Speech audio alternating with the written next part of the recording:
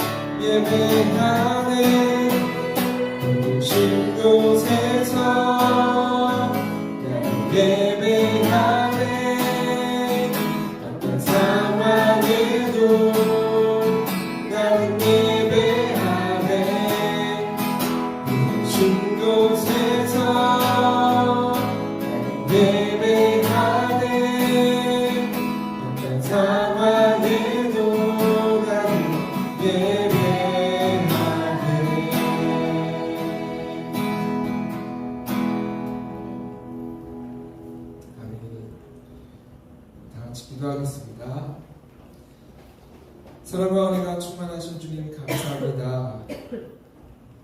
우리는 주님께서 부르신 그 자리에서 하나님을 예배하는 자들임을 믿습니다. 우리 안에서 역사하시는 성령님께서 우리가 어떠하든지 무엇을 하든지 우리 마음 가운데 평안과 하나님의 놀라우신 사랑을 누리며 나아가게 하여 주시고, 우리가 있는 그 자리에서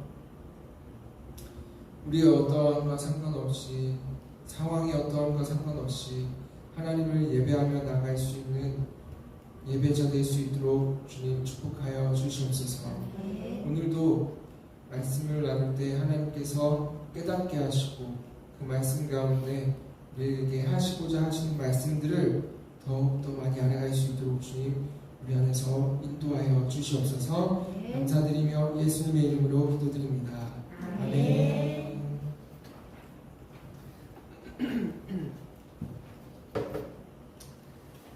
오늘도 이제 책을 펴주시면 되겠습니다. 오늘은 세 번째 과인데요. 이제 22페이지를 펴주시면 감사하겠습니다.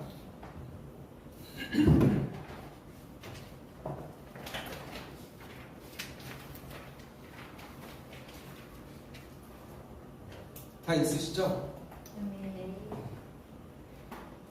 오늘은 성령의 선물이라는 주제로 한번 나눠보고자 합니다.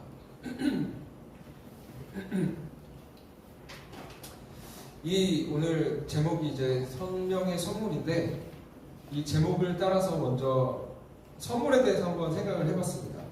선물 하니까 저는 무엇이 먼저 가장 떠올랐냐면 유튜버들이 떠올랐어요. 유튜버들 중에 유튜브 많이 보시죠? 제 유튜버들 중에 구독자를 늘리기 위해서 많은 방법을 사용을 합니다. 그리고 그 방법들 중에는 어떤 공약들을 내걸고 그것을 달성한다든지, 그러면 구독자들에게 선물을 주겠다고 이제 약속을 하는 그런 구독자들이 있습니다. 그래서 이제 그러한 것들로 구독자들의 마음을 이제 사서 구독자 수를 늘려가는 그런 것들이 있죠. 구독자들의 공약들, 공적인 약속들, 이런 것들이 떠올랐어요. 선물을 주겠다고 약속하는 그런 유튜버들을 생각을 해봤고요. 근데 유튜버들이 그렇게 수백만의 그런 구독자를 가지고 있지만, 또 생각의 전환을 해서 생각을 해보니까 하나님의 구독자는 그들과 비교할 바가 안 되더라고요. 수천 년 동안 성경을 읽어온 사람들은 숫자를 헤아릴 수가 없겠죠. 그런 수많은 구독자들에게 약속을 내거신 하나님, 공약을 내거셨어요. 선물을 주겠다고. 그 선물이 뭐냐면 바로 성령이라는 것입니다. 그래서 하나님께서 수많은 사람들에게 내거신 약속, 성령에 대해서 오늘 한번 살펴보고자 합니다. 시작하며 우리 이 부분 같이 먼저 읽도록 하겠습니다. 시작! 예수님은 제자들에게 성령을 약속하셨습니다. 성령은 하나님의 영입니다. 예수님을 대신하여 제자들과 함께 하시며 저들을 도우시는 분입니다. 부활하신 예수님 승천하신 후 약속하신 성령은 제자들에게 임했습니다. 성령으로 충만해진 제자들은 변화되었습니다. 사람들에게 담대히 예수 그리스도를 증거했습니다. 성령은 오늘날 예수 그리스도를 믿는 우리에게도 동일하게 약속되었습니다. 당신은 성령의 도우심을 날마다 힘입어야 합니다.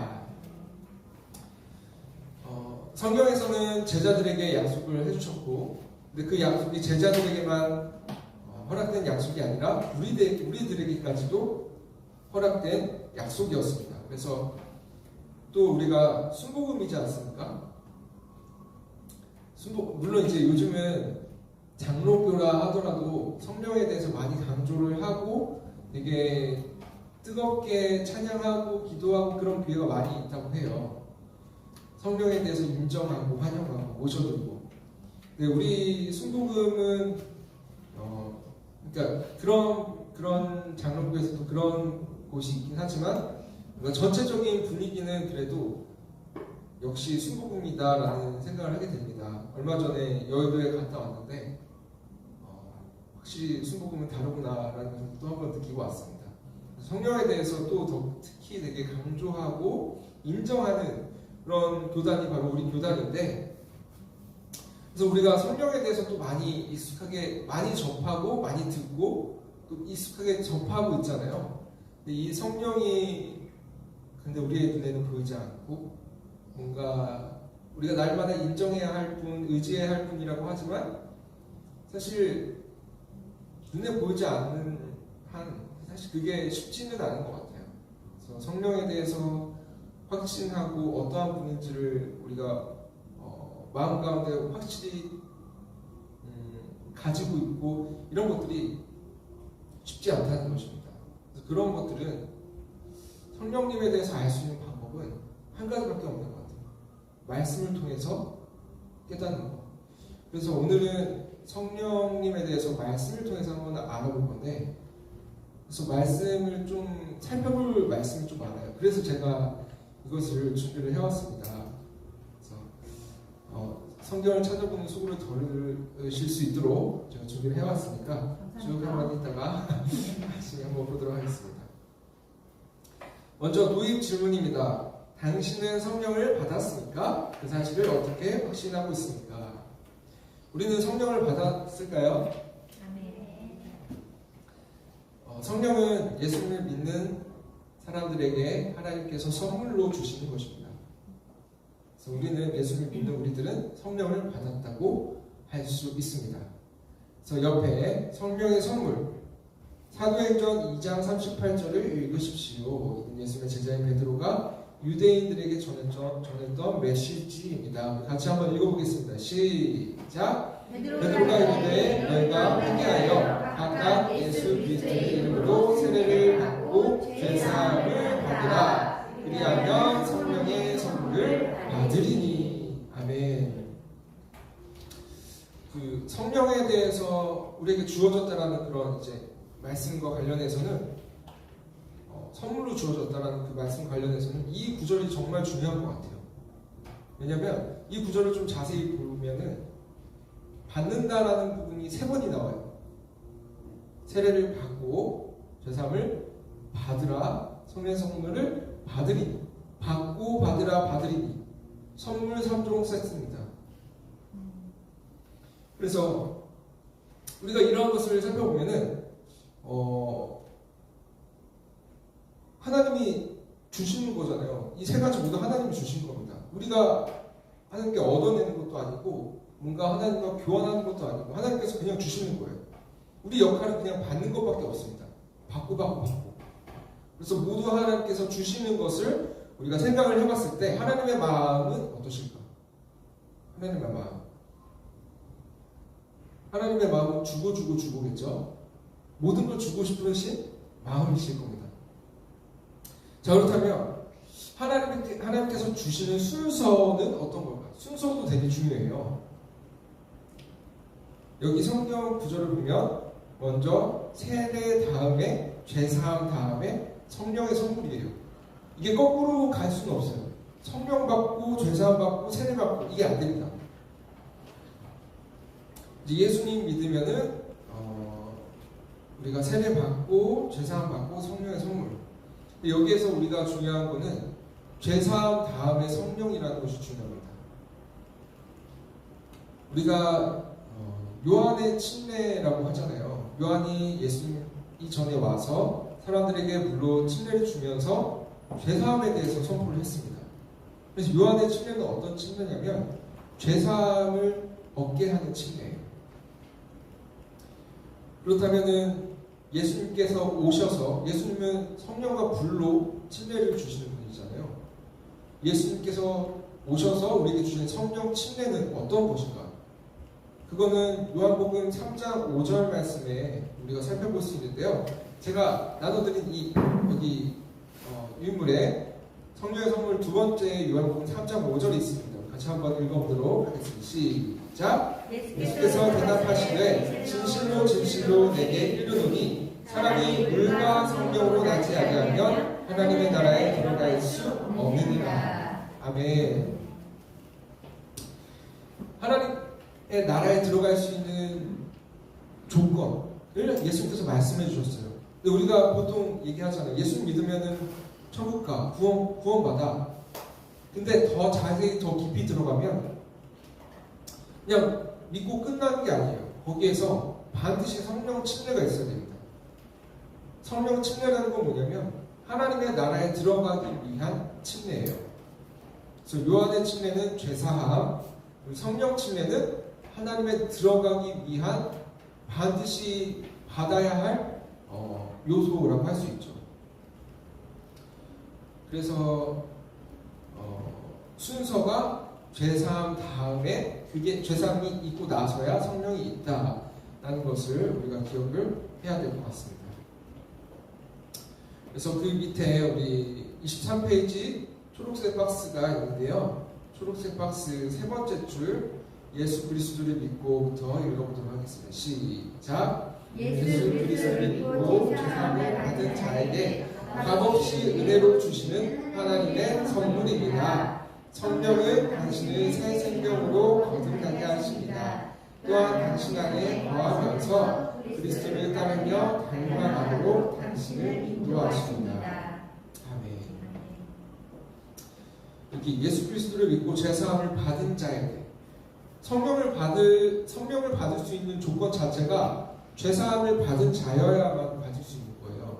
죄가 있는 자에게 성령을 주시지는 않습니다. 죄사함을 받고 나서야 하나님께서 값없이 주신 것이 바로 성령이다라는 것이죠. 그래서 이 선물, 우리가 구원받은 것도 선물이고, 그리고 성령을 받은 것도 선물입니다. 하나님께서 주신 것이다라는 것입니다. 자, 그러면은 두 번째로 성령의 고백 한번 보도록 하겠습니다. 성령의 고백. 고린도전서 12장 3절 말씀 우리 바로 읽어보도록 하겠습니다. 이제 시작. 그러므로 내가 너희에게 알리노니 하나님의 영으로 말하는 자는 누구든지 예수를 저주할 자라 하지 아니하고 또 성령으로 아니하고는 누구든지 예수를 주시라 할 수 없느니라. 아멘.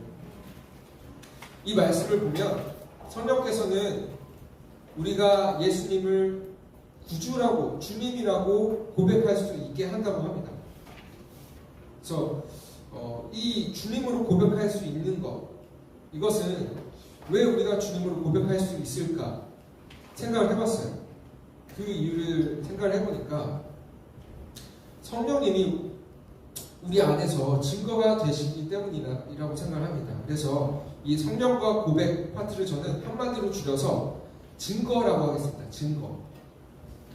옆에 적어주실래요? 성령과 고백 옆에 증거.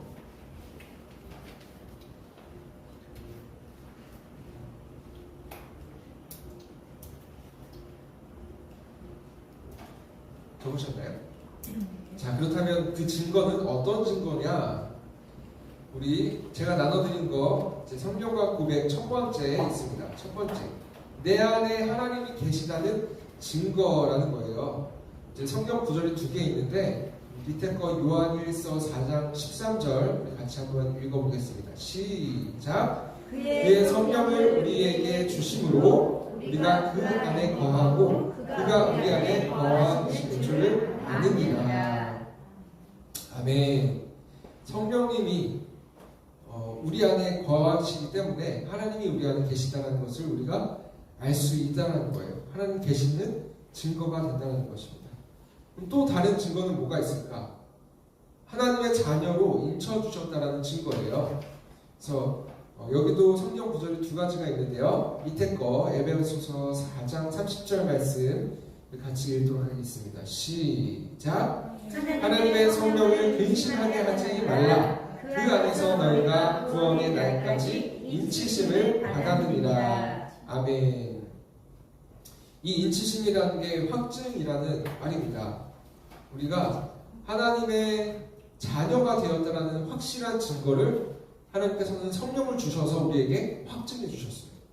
그래서 우리가 하나님의 자녀라는 사실을 우리가 이제 스스로 의심할 때가 있겠죠. 내가 과연 하나님의 자녀일까? 과연 내가 이렇게 살아가는데 하나님 나를 자녀로 삼아 주셨을까? 이런 의심 가운데도 우리가 자녀임을 확신할 수 있는 것은 우리 안에 성령님이 계시기 때문입니다. 우리에게 증거가 되신다는 거죠. 자, 그렇다면 그냥 이렇게 증거만으로 끝나지 않겠죠. 성령님은 우리 안에 계시면서 놀라운 일을 행하십니다. 우리 안에서 우리를 도와주세요. 우리를 어떻게 도와주실까? 그것이 바로 이제 성령의 도우심 밑에 있는데요. 우리 요한복음 14장 26절 먼저 초록색 같이 한번 읽어보도록 하겠습니다. 시작. 보혜사 곧 아버지께서 책에 있습니다. 책에 요한복음 14장 26절 시작. 보혜사 곧 아버지께서 내 이름으로 보내신 성령 그가 너희에게 모든 것을 가르치고 내가 너희에게 말한 모든 것을 생각나게 하리라. 아멘. 여기에서 나오는 성령님의 역할은 보혜사입니다. 보혜사라는 말은 돕는 자라는 뜻인데요. 우리 안에서 우리를 돕는다는 거예요. 근데 성령님의 역할이 이 돕는다라는 말로는 너무 좀 부족할 것 같아요. 성령님의 일하신 역사하신들은 더 뭔가 이제 많이 있잖아요. 돕는다라는 말로는 표현이 부족할 것 같아서 제가 성령님께서 우리 안에서 어떠한 능력들을 나타내시는지 한번 찾아봤어요. 그래서 여기 제가 나눠드린 거 성령의 도우심 첫 번째 어떤 능력을 나타내시냐면 육체와 율법으로부터 자유케 하는 능력을 가지고 계십니다. 그래서 우리 갈라디아서 5장 16절 18절까지 그냥 쭉 읽어보도록 하겠습니다. 시작. 내가 이르노니 너희는 성령을 따라 행하라. 그리하면 육체의 욕심을 이루지 아니하리라. 육체의 소욕은 성령을 거스르고 성령은 육체를 거스르나니 이 둘이 서로 대적함으로 너희가 원하는 것을 하지 못하게 하려 함이니라. 너희가 만일 성령의 인도하시는 바가 되면 율법 아래에 있지 아니하리라. 아멘. 우리 안에서 이런 능력을 나타내신다는 거예요. 육체를 따라 행하지 않게 우리에게 힘을 주시고 또 율법을 따라 행하지 않도록 우리를 도와주신다는 것입니다. 그리고 또 성령님은 우리 안에서 어떤 능력으로 도와주시냐? 두 번째 밑에 거룩하고 의롭게 변화시키는 능력을 가지고 계세요. 그래서 고린도전서 6장 11절 같이 읽겠습니다. 시작. 너희 중에 이와 같은 자들이 있더니 주 예수 그리스도의 이름과 우리 하나님의 성령 안에서 씻음과 거룩함과 의롭다 하심을 알았느니라. 아멘. 성령님이 우리 안에서 거룩하게 하고 우리를 의롭게 하는 능력을 가지고 계시다는 거예요. 사실 우리가 우리 스스로를 바라볼 때는 그렇지 못하다라고 이제 우리가 많이 생각을 하게 되는데 이게 한순간에 변화되는 것은 아닙니다. 우리가 우리 안에 계신 성령님을 의지할 때 성령님께서 우리를 조금씩 변화시켜 나가시는 거예요. 그래서 거룩하고 의롭게 하나님이 보시기에 너무나도 의로운 자녀로서 우리를 변화시키시는 능력이 성령님께 있다라는 것입니다. 그럼 성령님이 우리 안에서 또 어떠한 능력을 행하시냐? 밑에 세 번째입니다. 이 세상에서 증인이 되게 하는 능력입니다. 우리 잘 아는 말씀이에요. 사도행전 1장 8절 같이 시작. 오직 성령이 너희에게 임하시면 너희가 권능을 받고 예루살렘과 온 유대와 사마리아와 땅끝까지 이르러 내 증인이 되리라 하시니라. 아멘. 하나님께서 우리에게 새 생명을 주신 이 삶의 목적은 우리가 그냥 나 자신의 구원을 받고 나 자신의 자유함 가운데 나 혼자 기쁨만 누리면서 살아가라고 허락해 주신 생명이 아니잖아요. 하나님께서는 우리가 증인이 되길 원하십니다. 그리고 그렇게 증인이 될 수 있도록 우리가 증인으로서 살아갈 수 있도록 그 힘을 우리가 어디에서 받냐? 바로 우리 안에 계신 성령님께로부터 받는다는 것입니다. 성령님께서는 이렇게 이러한 능력으로 우리를 변화시키시고 우리에게 힘을 주세요. 우리 안에서 도우신다는 것입니다. 그래서 책에 초록색 박스 우리 밑에서 세 번째 줄 그럴 때 성령은 보이시나요? 네, 우리 같이 한번 읽겠습니다. 시작. 그럴 때 성령은 당신 안에서 권능으로 역사하십니다. 당신을 통하여 능력을 나타내시며 하나님이 기뻐하시는 열매를 많이 맺게 하십니다. 아멘. 이렇게 하나님께서는 우리에게 성령을 선물로 주셨어요. 그리고 우리가 하나님의 자녀라는 것을 확신할 수 있는 증거로 우리에게 성령을 주셨고, 또 그 성령님은 거기서 멈추지 않고 우리에게 놀라운 삶을, 하나님께서 원하시는, 기뻐하시는 삶을 살아갈 수 있도록 우리에게 능력을 주시는 분이십니다. 자, 그렇다면 우리가 이제 성령에 충만하게 되었을 때 어떻게 될까? 이제 성령을 우리가 성령 충만에 대한 내용이 있는데요. 성령과 관련된 용어가 두 가지가 있습니다. 성령 침례라는 말 하나 있고요. 성령 충만이라는 말이 또 있습니다. 이 두 가지의 차이가 뭘까요? 성령 침례와 성령 충만 많이 헷갈리죠? 근데 좀 많이 달라요. 성령 침례는 뭐냐면요, 예수 믿고 거듭난 순간 한 번만 받게 되는, 한 번만 일어나는 이례적인 사건입니다. 그에 반해서 성령 침례는 그래서 이게 우리가 예수를 믿고 거듭났을 때 우리가 얻는 것이 아니라 하나님께서 우리에게 주시는 거예요. 그래서 이 성령 침례는 우리에게 책임이 없고 하나님의 책임입니다. 하나님께서 주시는 거예요. 그 다음에 성령 충만은 어떤 것이냐? 성령 충만은 반복적인 사건입니다. 우리가 예수를 믿고 우리가 신자된 자로서 우리의 일평생을 살아갈 때 우리의 평생 동안 유지해야 하는 사건이에요. 물론 이게 유지가 힘들어서 성령 충만을 얻지 못하고 세상적인 것으로 우리를 가득 채울 때도 있지만, 그럼에도 우리가 다시 회복되어서 우리가 계속해서 유지해야 하는 상태가 바로 성령 충만이다라는 것입니다. 그래서 이것은 하나님의 책임이 아니라 우리들의 책임이에요. 성도들의 책임. 예수님께서 명령하셨어요. 성령 충만하라.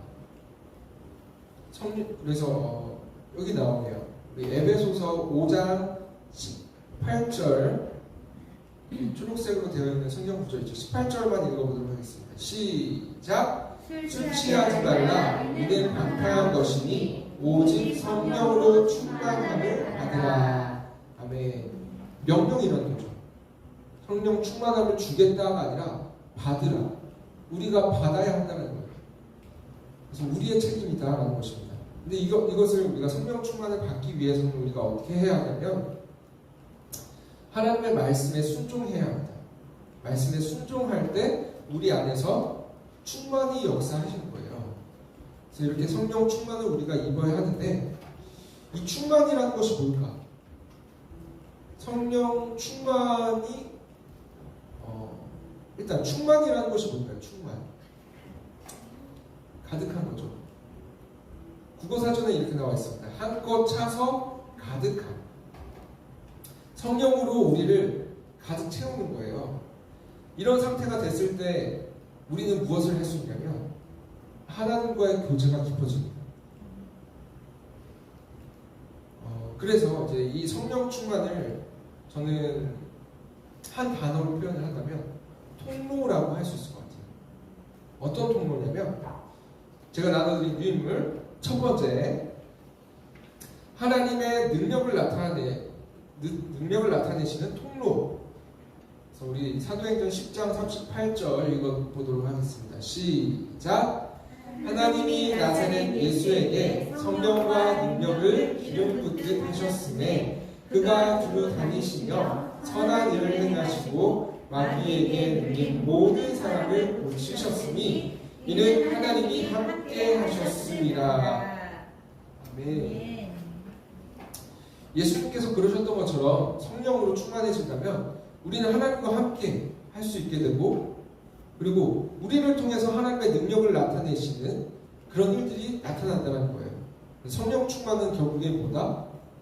하나님의 능력이 나타나는 통로가 된다는 거예요.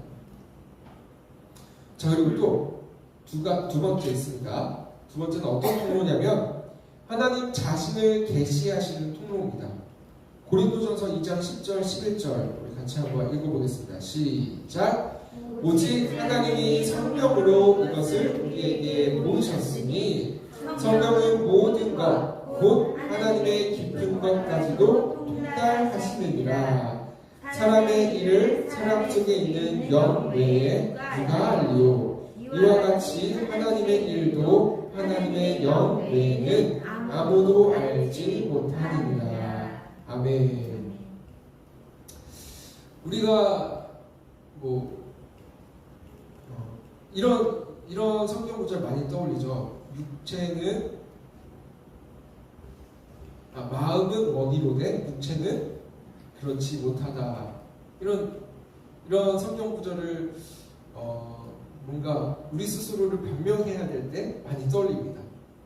근데 우리가 신앙생활을 하면서 하나님에 대해서 더 알아가고 싶고 더 깨달아가고 싶은 그런 마음이, 그런 뭔가 욕심이랄까요? 그런 신앙의 욕심? 이런 것들이 다 이제 마음 가운데 있으시잖아요.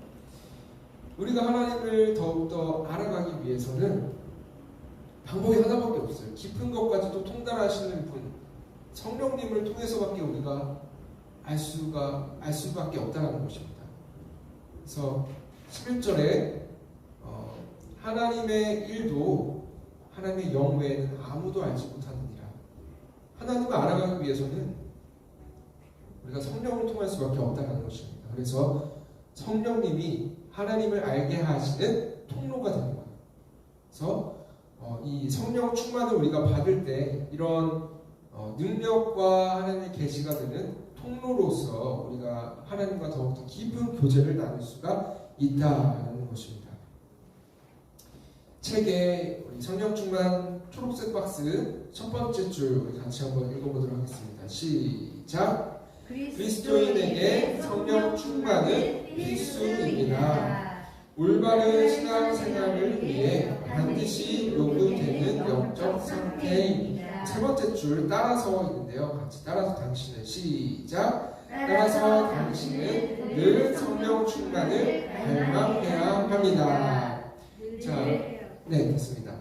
우리는 이렇게 성령 충만을 늘 갈망해야 합니다. 아까 우리가 읽어봤던 것처럼 이 성령 충만은 하나님께서, 예수님께서 우리에게 말씀하신 명령이고 우리의 책임이라는 것입니다. 우리가 하고 안 하고가 아니라 우리가 반드시 해야 할 것이고, 또 우리가 하나님과 더욱더 깊은 교제를 위해서는 성령님으로 더욱더 충만함을 입어야 한다는 것이죠. 자, 그렇다면 마지막, 이 성령을 통하여 우리에게 일어나는 능력, 이런 것들도 있지만 우리를 결국 최종적인 목표가 있는 것 같아요. 최종적인 목표가 바로 무엇이다? 바로 열매다라는 것이죠. 성령의 열매. 근데 이 열매는 우리가 나무를 심고 해도 열매를 얻기 위해서는 많은 시간이 필요하잖아요. 물을 주고 거름을 주고 햇빛을 쬐고 많은 바람을 쐬고 많은 시간이 지나서 수고를 들여서 열매를 얻게 되는 것처럼 성령의 열매는 이제 바로 일시적으로 그리고 바로 이렇게 이루어지는 게 아니라는 것입니다. 우리가 교회에서 이제 많은 사회적으로 이슈가 되는 그런 문제들이 일어날 때가 있잖아요. 뉴스 같은 거 보면은. 그러면 세상 사람들은 교회 사람들을 보면서 손가락질하고 욕을 하죠. 교회에 다니는 사람들이 더 문제다. 왜 그렇게 교회 다니는 사람들은 그렇게 해서 안 되는 사람들 아니냐.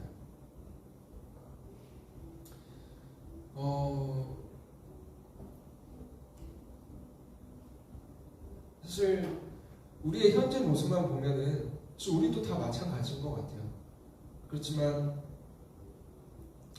우리가 지금 우리의 모습을 바라보는 것이 아니라 우리를 변화시키시고 우리를 성숙하게 하실, 우리를 갖고 나가실, 우리 안에서 열매를 맺게 하실 하나님을 우리가 바라보고 나가는 게 맞는 것 같아요. 그렇지만 세상 사람들은 그것을 바라보지 못하고 현재 우리의 모습을 바라보니까 그렇게 말할 수밖에 없는 것 같습니다.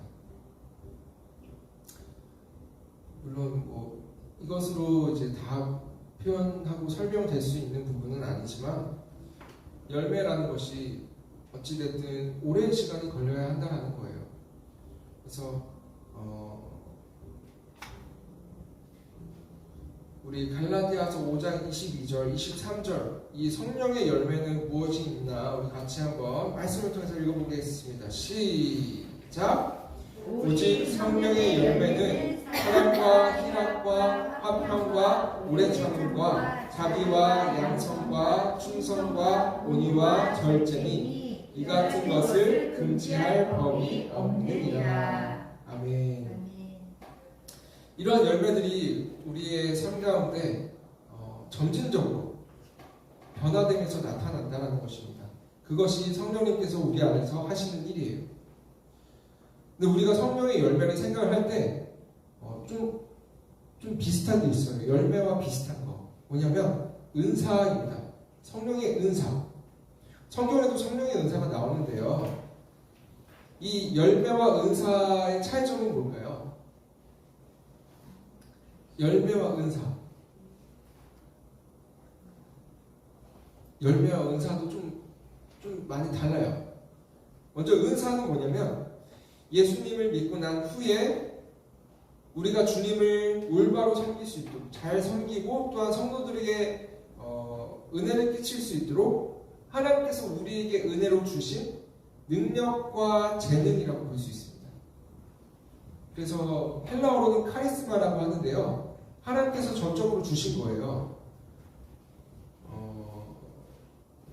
제가 나눠드린 유인물에 그 밑에 은사를 주시는 통로가 있는데요. 고린도전서 12장 4절부터 11절이 그 내용입니다. 성령의 은사. 근데 그 맨 마지막 절 11절 우리 같이 한번 읽어볼까요? 같이 시작. 이 모든 일은 같은 한 성령이 행하사 그의 뜻대로 각 사람에게 나누어 주시는 것이니라. 아멘. 이 말씀처럼 하나님께서 주시는 거예요. 성령의 은사라는 것은 우리가 교회를 잘 섬길 수 있도록. 그렇다면 열매는 무엇인가? 열매라는 건 뭐냐면 아까 말씀드렸던 것처럼 예수님을 믿고 난 후에 변화된 모습입니다. 근데 이 변화된 모습을 위해서는 충분한 시간과 과정이 필요하다는 것이죠. 우리가 우리 안에서 마음 가운데 하나님께서 확신을 주실 때가 있어요. 아, 성령님께서 내 안에 역사하시는구나. 아니면 능력이 나타날 때, 아, 성령님께서 나를 통해 역사하시는구나, 일하시는구나, 놀라운 일을 행하셨구나. 근데 보이지 않는 가운데 우리가 성령님이 계시다는 사실을 나 자신도 그렇지만 다른 사람들도 어떻게 깨달을 수 있을까요? 그것은 성령의 열매라는 거예요. 우리가 여기 책의 네모 박스에 보면은 밑에 성경 구절이 있습니다. 마태복음 7장 20절 말씀인데요. 같이 한번 읽겠습니다. 시작. 이러므로 시작. 이러므로 그들의 열매로 그들을 알리라. 아멘. 열매를 통해서 그 사람을 변화시키시고 일하시는 하나님에 대해서 알게 하신다는 거죠. 그래서 이 열매가 참 중요한 것 같아요. 우리의 말과 행동, 일시적인 그런 모습들이 아니라 나중에 우리가 맺게 될 열매가 무엇인가에 따라서 우리가 최종적으로 하나님께서 보시는 모습이 어떤 모습인지가 결정이 되는 것 같습니다. 이 성령이 열매하니까 제가 소개해드릴 분이 한 분 계세요. 누구냐면 정재환 시인이라는 분입니다. 아시나요? 그 김우영 감독이라고 팔복 영상을 만든 촬영하신 분이 계세요. 좀 예전 영상이에요. 예전에 팔복 김우영 씨라고 지하철에서 막 그 맨발로 복음을 전하시는 분의 영상도 이분이 찍었었고요. 그리고 또 찍었던 영상이 정재환 시인의 영상인데요. 이 정재환 시인이 어떤 분이냐면 뇌성마비로 인해서 팔다리가 자유롭지 못하고 말도 어눌한 그런 분이에요. 근데 이 분이 김우영 감독이 이 정재환 시인을 어느 날 만난 거예요. 그래서 이 사람은 어떤 사람인지 하고서 이 사람을 막 이제 다 쫓아다니면서 촬영하기 시작했습니다. 다큐멘터리처럼. 그러면서 이 사람이 이 정재환 시인의 모습을 막 담는데 그 담긴 모습에 어떤 내용들이 있었냐면 정재환 씨가 자신의 모습을 비관하면서 술, 담배를 막 한창 하다가 그것을 끊는 순간이 있었습니다. 그러면서 또 시를 쓰거든요. 이제 그 이전에 막 술, 담배 하면서 막 그럴 때는 세상을 비관하는 그런 시들을 막 썼는데 이 정재환 씨가 어느 순간 술, 담배를 끊고 막 변화되는 그런 모습들이 보이면서 시도 달라져요. 뭔가 하나님을 찬양하는 시, 이런 시들을 막 쓰기 시작하는 거예요. 그래서 김우영 감독이 정재환 시인에게 물어봤습니다. 어떻게 그렇게 바뀌었어요? 그러니까 정재환 시인이 하는 말이 내 안에 성령이 오셔서 말씀으로 치료해 주셨지 이렇게 얘기를 합니다. 그래서 우리가 우리 안에서 역사하시는 하나님, 우리를 변화시키시고